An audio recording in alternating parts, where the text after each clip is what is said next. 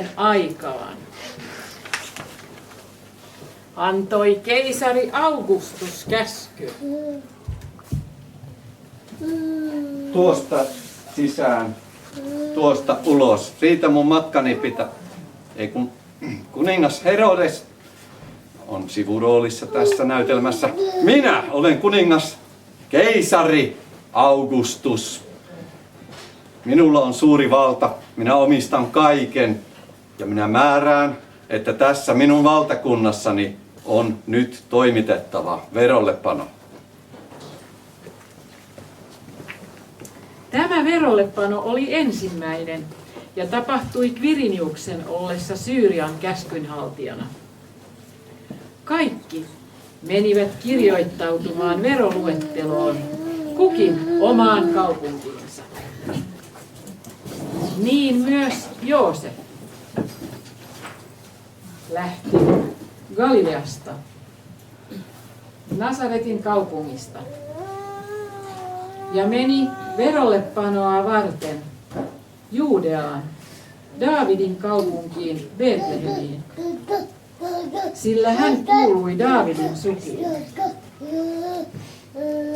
Hän lähti sinne yhdessä kihlattunsa Marian kanssa, joka odotti lasta.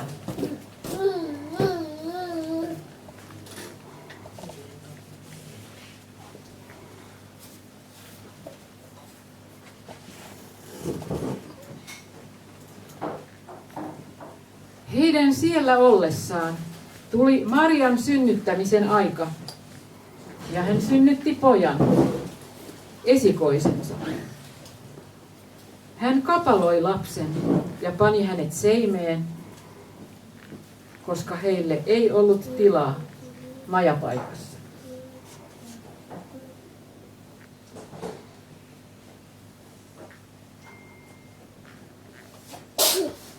Sillä seudulla oli paimenia yöllä ulkona vartioimassa laumaansa. Yhtäkkiä heidän edessään seisoi Herran enkeli, ja Herran kirkkaus ympäröi heidät. Pelko valtasi paimenet, mutta enkeli sanoi heille: Älkää pelätkö. Minä tulin kertomaan teille ilosanoman, joka koskee koko kansaa, kaikkia. Tänään on teille Daavidin kaupungissa syntynyt vapahtaja. Hän on Kristus, Herra, ja tämä on teille merkkinä. Te löydätte kapaloidun poikalapsen, joka makaa seimessä. Ja samalla hetkellä oli enkelin ympärillä suuri taivaallinen sotajoukko, joka ylisti Jumalaa sanoen: Kunnia Jumalalle korkeuksissa ja maan päällä rauha ihmisten kesken, joita hän rakastaa.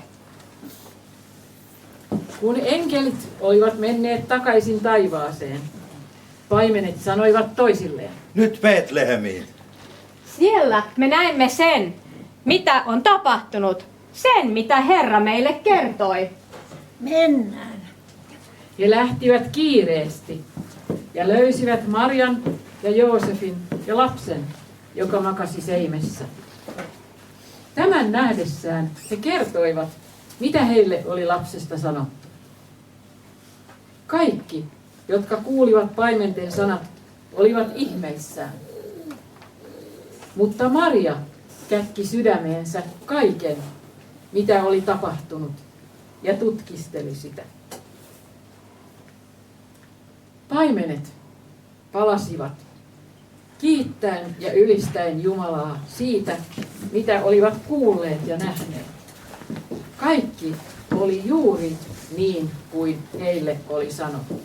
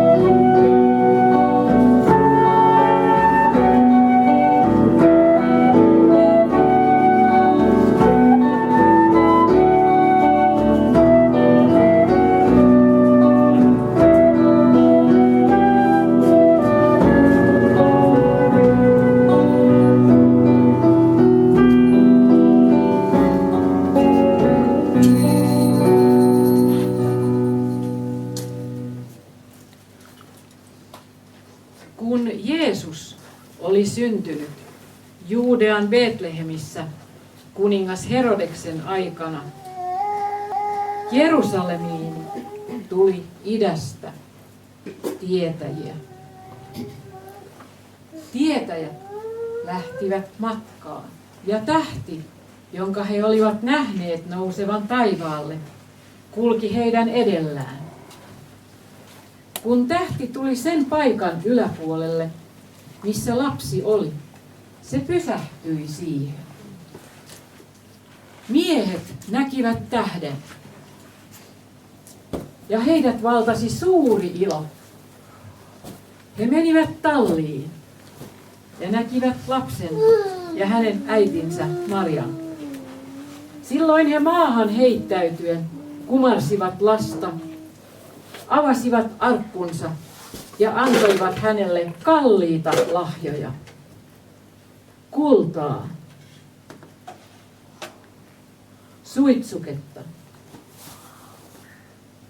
ja mirhaa. Unessa Jumala varoitti tietäjiä palaamasta Herodeksen luo. Ja niin he menivät toista tietä takaisin omaan maahansa.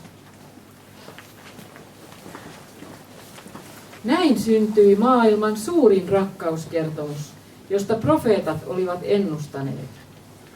Sen tähden Herra antaa itse teille merkin. Neitsyt tulee raskaaksi ja synnyttää pojan ja antaa hänelle nimen Immanuel. Kansa, joka pimeydessä vaeltaa, näkee suuren valon. Niille, jotka asuvat kuoleman varjon maassa, loistaa kirkkaus. Hyljeksitty hän oli, ihmisten torjuma, kipujen mies, sairauden tuttava, josta kaikki käänsivät katseensa pois. Halveksittu hän oli, me emme häntä minään pitäneet. Ja kuitenkin hän kantoi meidän kipumme, otti taakakseen meidän sairautemme. Omista teoistaan me uskoimme hänen kärsivän rangaistusta. Luulimme Jumalan häntä niistä lyövän ja kurittavan, vaikka meidän rikkomuksemme olivat hänet lävistäneet ja meidän pahat tekomme hänet ruhjoneet. Hän kärsi rangaistuksen, jotta meillä olisi rauha. Hänen haavojensa hinnalla me olemme parantuneet. Me harhailimme eksyneinä kuin lampaat. Jokainen meistä kääntyi omalle tielleen. Mutta Herra pani meidän kaikkien syntivelan hänen kannettavakseen. Katso, kuninkaasi tulee. Vanhurskas ja voittoisa hän on. Hän on nöyrä, hän ratsastaa aasilla. Aasi on hänen kuninkaallinen ratsunsa. Kiitos ja ylistys.